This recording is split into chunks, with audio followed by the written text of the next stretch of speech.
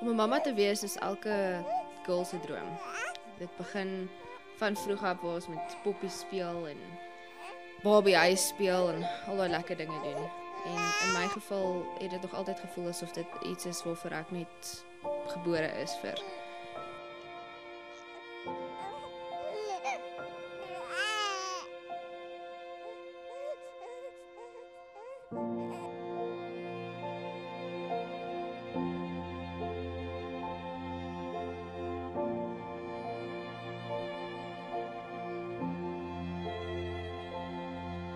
Kindertoewyding is 'n publieke verbintenis voor God en die gemeente, dat ouers hulle bes gaan doen met die hulp van die Here God om hulle kind so op te voed dat hy of sy 'n navolger van Christus sal wees.